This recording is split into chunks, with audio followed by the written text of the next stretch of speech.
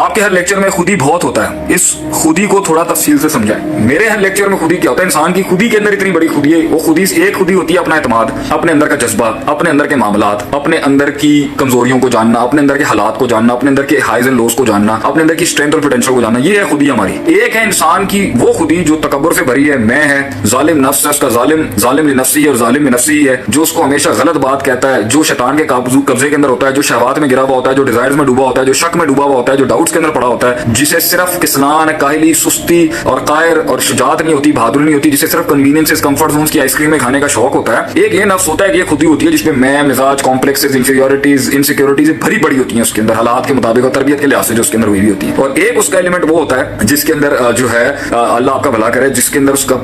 حسن ہے، کمال ہے، جمال ہے، عاجزی ہے، انکساری ہے، بہادری ہے، شجاعت ہے، جو ہے سخاوت ہے، اس کے اندر تعلق باللہ ہے، اللہ کے ساتھ محبتیں ہیں، لوگوں کا احساس ہے، اخلاقیات ہیں، اس میں تفکر ہے، تدبر ہے، گہرائی ہے، تفقہ ہے، خاموشی ہے۔ تو جب میں خودی کی بات کرتا ہوں تو پہلے اپنی اندر کی مثبت اور مثبت پہلو کو اپنے اندر کے شیطان سے اور اپنے اندر کے اس نفس سے اور پھر اس خودی کو معاشرے میں پیش کرنے کا نام ہے۔ جن لوگوں نے اپنی خودی کو قابو نہیں کیا ہوتا نا، وہ لوگوں کی خودی بھی نہیں سنبھال سکتے۔ تو اس خودی سے مراد تکبر نہیں ہے، اس خودی سے مراد ہے جو انسان کی جو ہے نفس کے اپنے پہلو ہیں، جس کو اس نے اٹھا کے اپنے نفس کے غلط پہلو کو، نفس مارو کو نفس مطمئنہ بنانا ہے، انسان کو شک سے نکل کے یقین میں آنا ہے۔ یقین اچھی والی خودی ہے، شک بری والی خودی ہے، جہالت بری والی خودی ہے، اور جو آپ کا یہ جہالت ہے، جو آپ کا شرک ہے اندر کا، جو آپ کا تکبر ہے، جو فسق ہے، جو فجور ہے، جو آپ کے نفس کے اندر وحشت ہے، یہ ساری بری والی خودی ہے۔ جو اعتماد ہے، جو اچھائی ہے، وہ اچھی والی خودی ہے۔ اسی خودی کو علامہ اقبال نے رحم اللہ علیہ بھی بہت ہائی لائٹ کرنے کی کوشش کی ہے، اور یہی وہ خودی ہے جو انسان کے اندر وہ جذبہ بنا کے اسے کھڑا کرتی ہے میدان کے اندر، جدھر وہ جنگیں جیتتا ہے اپنے اخلاق، اپنے کردار، اپنے اندر کی روحانی دنیا سے، اور اسی کو ہائی لائٹ کرنے، اسی کا نام تزکیہ نفس ہے،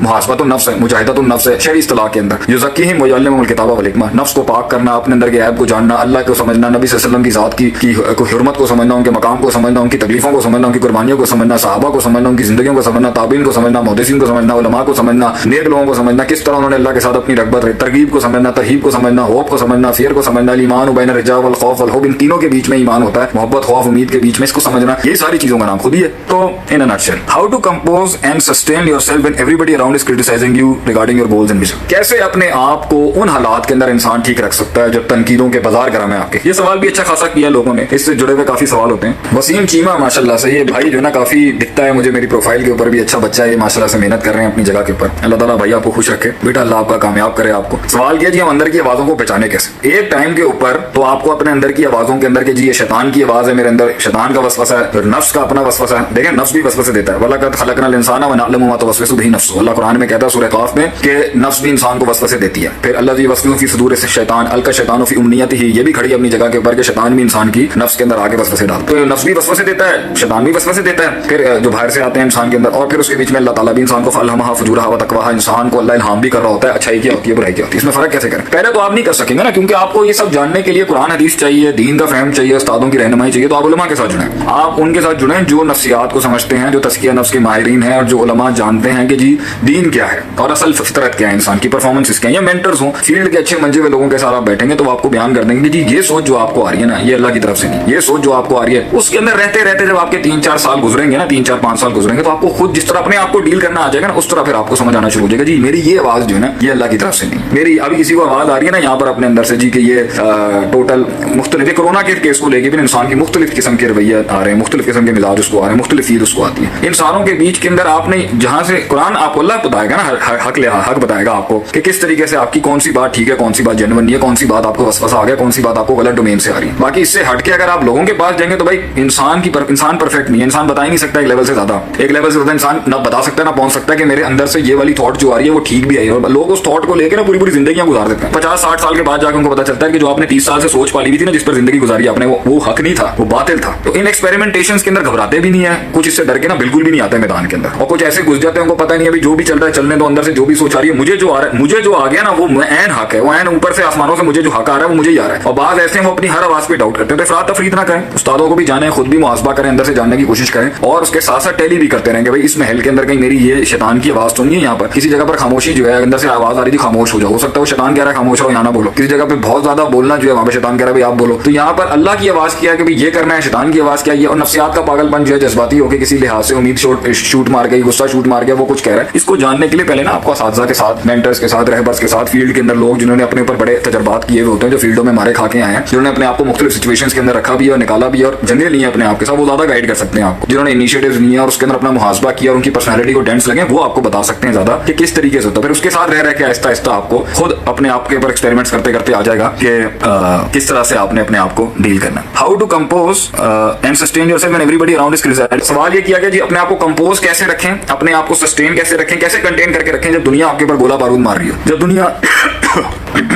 इस पर मेरा टेक ये है कि दुनिया जब आपके ऊपर तनकीद कर रही हो ना, तो याद रखें पहला बात, वो छोटे हो गए आप बड़े हो गए। वन लाइनर, जो लोग आप पर तनकीद कर रहे हैं ना, जिस दिन किसी इंसान ने किसी इंसान को क्रिटिसाइज करने का फैसला किया ना, वो छोटा हो गया उसमें, और जिसके खिलाफ ये काम हो रहा है ना, उस दिन उसकी जीत हो गई, वो बड़ा हो गया उसे। क्योंकि अगर हेल्दी क्रिटिसिज्म जो होता है ना, जो मुस्बत तनकीद होती है, वो पब्लिक में नहीं की जाती, वो तन्हाई में की जाती, उसको पब्लिक में लाने के लिए उसके बड़े प्रोटोकॉल्स। ये बात हो रही है उन मुखालफतों की जो जिद, तकब्बुर, इनाद, हसद, बुगस, आपकी तरक्की, आपका मिजाज, आप किसी के आगे झुकते नहीं है फिजूल में, आप अल्लाह के आगे झुकते हैं, या आप अपने अंदर एक एतमाद रखते हैं, वकार वाली जिंदगी, ये वो वाली मुखालफतें, वो तनकीदें, या लोगों का डर है कि अगर ये आगे निकल गया तो क्या हो जाएगा, ये अगर आगे निकल गई तो क्या हो जाएगा। इसके बारे में मैं ये कहने की कोशिश करूंगा, जिस दिन उसने आपके ऊपर पत्थर मारा, अंदर सोच उसकी थी, वो सदियां पलती रही, ठीक है, जैसे इब्लीस में पलती रही, फिर जब वो बाहर निकला ना, उसने कह दिया ना खैर मैं इससे बेहतर हूँ, खलकतनी में नार व खलकता हूँ मिन तीन, मुझे आग से बनाया, इसको मिट्टी से बनाया, मिट्टी वो इस तरह की होती है और आग जो होती है वो प्योरीफाई कर देती है हर चीज को, व्हाट्सएवर जो इब्लीस का आर्गुमेंट था। तो मेरा पहला सबक ये आपको ये है मेरे भाइयों, मेरे बच्चों, जिस दिन किसी इंसान को पॉजिटिविटी के रास्ते पे या कोई भी काम वो कर रहा है, उसको तनकीद आना शुरू हुई है ना, वो तनकीद उसको हर्ट कर रही है, तो इसका एक पहलू तो ये होगा कि अगर उसने प्राइवेटली किया, आके समझाने की कोशिश की और आपको समझ नहीं आ रही, और अगर पब्लिक ने भी कोई बहुत बड़ा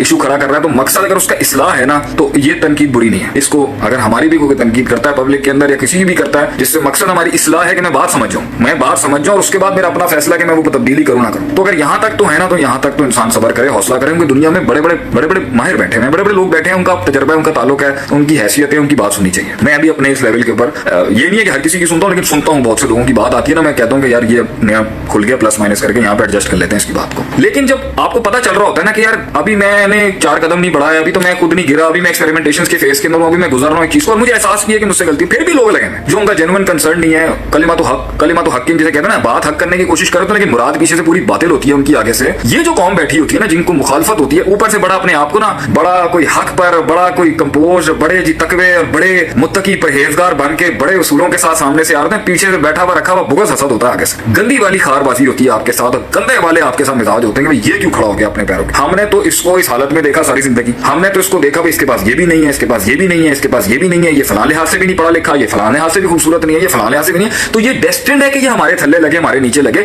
आज इसने सर उठा के अगर अपनी उस खुदी को पहचान के अपना इर्तिफा और अपने आप को बुलंद करने की कोशिश की है, आज इसका बदला ही नहीं है, इसका हक ही नहीं है, तो वो अपनी ये तकब्बुर की हाईएस्ट पीक होती है कि वो कहता है ये डिजर्व ही नहीं करता कि ये खड़ा हो सके आगे से, ये डिजर्व ही नहीं कर सकता कि ये लड़े अपने हक के लिए, ये डिजर्व ही नहीं करता कि ये मेहनत करके अपने अंदर हुस्न पैदा करे, ये डिजर्व ही नहीं करता किसी लिहाज से, ये मुस्तहिक नहीं है कि इसके अंदर हुस्न और जमाल पैदा हो। तो वो ये जो क्रिटिसिज्म चल रहा होता है ना, तो मेरा पहला आप लोगों को कलेजों को ठंडा करने वाली बात है, जिस दिन जिस इंसान ने ये हरकतें शुरू की होती है ना कि कलेजे के अंदर तो अगले को हकीर समझ रहे होते हैं, बतरुलक वगम तो नास, नबी सल्लल्लाहु अलैहि वसल्लम ने तकब्बुर की डेफिनेशन आपसे समझने की थी, बतरुलक वगम तो नास, लोगों को हकीर समझना और खुद को हक आने के बाद भी हक कबूल नहीं करना।